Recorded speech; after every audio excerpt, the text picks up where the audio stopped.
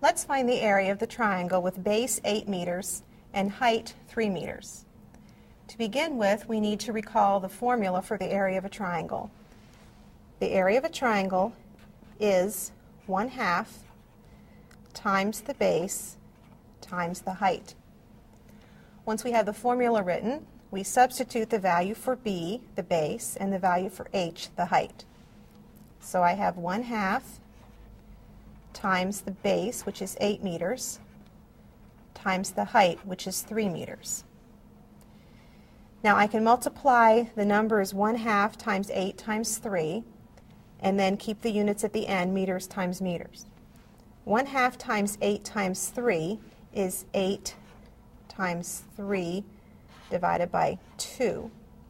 And then I have meters times meters, which can be written as square meters. Since 8 times 3 is 24, and 24 divided by 2 is 12, I have that the area of the triangle is 12 square meters.